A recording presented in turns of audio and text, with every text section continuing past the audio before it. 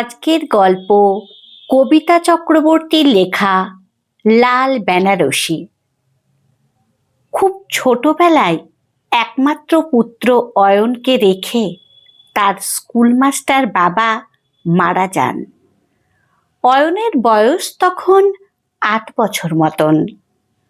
মা মৃণালিনী খুব সুন্দর গান করতেন, বাড়িতে কয়েকজনকে গান শেখাতেন। যদিও ঠাকুমার প্রবল আপত্তি ছিল মার গান গাওয়া নিয়ে, কিন্তু বাবা চাইতেন মা গান গাক। তাই বাধ্য হয়ে অনিচ্ছা সত্ত্বেও ঠাকুমা আর কিছু বলেননি। তবে মাঝে মাঝে ঠেস দিয়ে কথা বলতে ছাড়তেন না। অয়ন দেখেছে বাবা মাঝে মাঝেই সন্ধেবেলায় মাকে গান করতে বলতেন। কি সুন্দর গান গাইতো মা। লাল টুকটুকে শাড়ি পরে বড় একটা লাল সিঁদুরের টিপ পরে মা যখন গান গাইতো কি যে অপূর্ব লাগতো। বাবা মার মধ্যে ভীষণ মিল ছিল।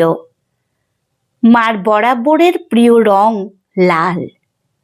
যা কিছু কিনুক লাল সবার আগে পছন্দ। এক এক সময় তো বাবা হাসাহাসি করতেন অয়নের জন্য সব সময় লাল জামা কেনার জন্য। কিন্তু মার পছন্দ লাল রং।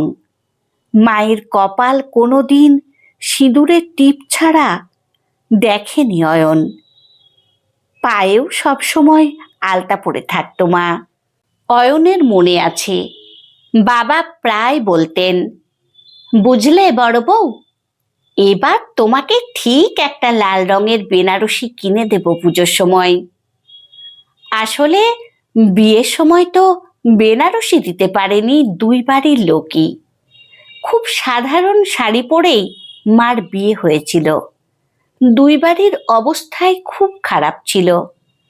মার খুব ইচ্ছে ছিল লাল একটা বেনারসি পরার, কিন্তু সেই বেনারসি আর বাবার কিনে দেওয়া হয়নি।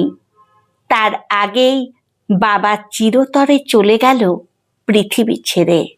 শুধু বাবা হারিয়ে গেলেন না, যাবার সময় মায়ের প্রিয় লাল রং, মায়ের গান সব চিরদিনের জন্য নিয়ে গেলেন।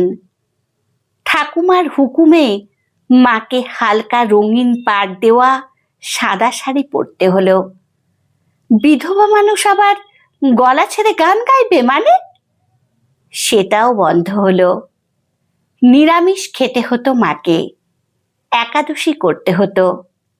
যে মাকে লাল টিপ ছাড়া ভাবা যেত না, তাকেই সাদা শাড়ি, শূন্য সিথি, টিপ ছাড়া কপাল দেখে ভীষণ কষ্ট হতো অয়নের। মাকে লুকিয়ে দেখতো কাঁদতে অয়ন। হঠাৎ করে দুজনের জীবনটা যেন রংহীন হয়ে গেল। কিন্তু কিছু বলার উপায় নেই ঠাকুমার মুখের ওপর। আর অয়ন তো কত ছোট, সবকিছু বোঝার বয়স হয়নি ঠিকই, কিন্তু ওই বয়সেই অনেক কিছু বুঝে গেছিল। বিশেষ করে মায়ের কষ্ট। মাকে বলতো, দেখো, আমি বড় হলে তোমার সব কষ্ট ঠিক হয়ে যাবে। এরপর বাবার স্কুলেই মায়ের একটা চাকরির বন্দোবস্ত হলো। করণিক এক চাকরি, তাতেও প্রবল আপত্তি। কিন্তু এবার মৃণালিনী প্রতিবাদ করল। তার ছেলের জন্য তাকে কিছু তো করতেই হবে। ছেলেটাকে মানুষের মতো মানুষ করার দায়িত্ব যে তার উপর এখন। সে চাকরিটা করবেই। ঠাকুমা মানতে পারলেন না। অয়নদের আলাদা করে দিয়ে নিজের ছোট ছেলের কাছে থাকলেন। মা বাড়ির সমস্ত কাজ করে স্কুলে যেত, ফিরেও সব কাজ করতে হতো বাড়ির। তার উপর অয়নের পড়াশোনা দেখা। যাবতীয় ঘরের বাইরের কাজ মা কেমন একা হাতে সামলে দিত। মায়েদের কি খাটনি হয় না? কি করে পারে মা এত কাজ করতে? অয়ন ভাবে। শুধু যখন অয়নকে ঘুম পাড়াতো তখন মা খুব আস্তে আস্তে গান করে অয়নকে ঘুম পাড়াতো।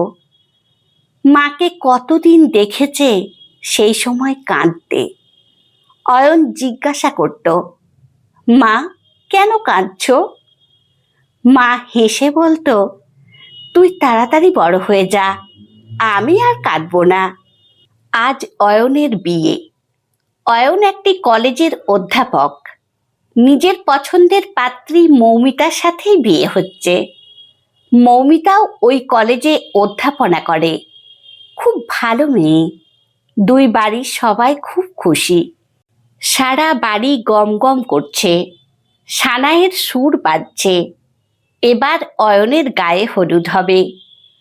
অয়ন মাকে গিয়ে বলল, তুমি সবার আগে আমাকে হলুদ দেবে মা।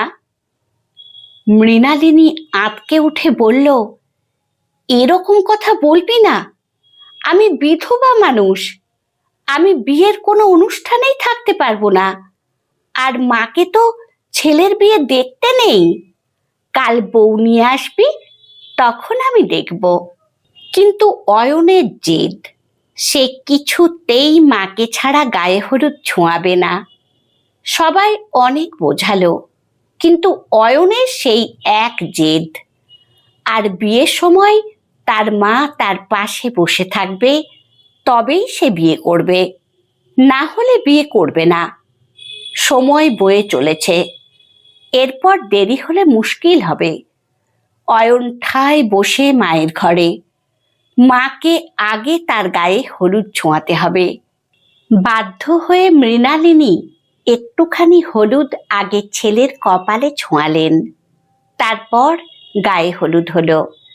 সবাই মুখ চাওয়াচাই করল, কিন্তু অয়ন কোনো ভ্রুক্ষেপ করল না। মৃণালিনী নিজেকে আর সবার সামনে আনল না, ঘরেই বসে থাকলো। জানি না আত্মীয় স্বজনরা কি ভাবছে। এরপর বিকেলে অয়ন আসলো মায়ের কাছে, হাতে একটা প্যাকেট নিয়ে।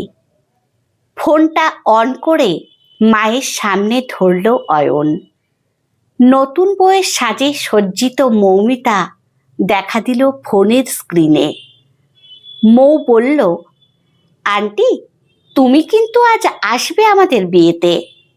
তোমাকে ছাড়া আমরা কিন্তু বিয়ে করব না। আর অয়নের হাতে যে প্যাকেটটা আছে তাতে একটা শাড়ি আছে, আমরা দুজনে মিলে কিনেছি। তুমি সেই শাড়িটা পরে আজ আসবে। আমি অপেক্ষায় থাকলাম কিন্তু। অয়ন প্যাকেট থেকে একটা শাড়ি বের করলো, লাল পাড় সাদা বেনারসি শাড়ি। বলল, আজ তুমি এই শাড়িটা পরে আমার সাথে যাবে, আমার পাশে বসে তুমি আমার বিয়ে দেখবে। কোনো নিয়ম আমি মানি না, আমি শুধু আমার মাকে জানি, যে আমাকে আজ এই অবধি এনেছে। সে না থাকলে আমি কোথায় থাকতাম? এখনই তুমি এটা পড়ো। দুই হাত ছিটকে গেল মৃণালিনী। এ কিছুতেই হতে পারে না, আমি বিধবা মানুষ, আমি লাল পরি না, পড়তে নেই। আমি কিছুতেই পারবো না এটা পড়তে। লোকে কি বলবে? সবাই হাসাহাসি করবে। অয়ন মাকে শান্ত করে বলল, আর কতদিন লোকের ইচ্ছেকে দাম দেবে, নিজের সব কিছু বিসর্জন দিয়ে? তুমি কি চাও না বাবার ইচ্ছে আমি পূর্ণ করি? বাবা ওপর থেকে দেখে আজ কত খুশি হবে তোমাকে লাল বেনারসিতে দেখে। তুমি না করো না মা, আমি চাই তুমি তোমার ভালো লাগাগুলো নিয়ে বাঁচো। এখন আমি বড় হয়েছি, তোমার ভালো লাগা দেখার দায়িত্বও এখন আমার। মৌ আর আমি দুজনেই প্ল্যান করে এটা কিনেছি। ওর বাবা মাও এতে খুব খুশি। তোমার কোনো লজ্জা নেই, আমি আছি তোমার সাথে। অয়ন আর মৌয়ের বিয়ে হচ্ছে। পাশেই একটা চেয়ারে বসে আছে মৃণালিনী, পরনে সেই লাল পাড় সাদা বেনারসি। চোখে আনন্দের অশ্রু।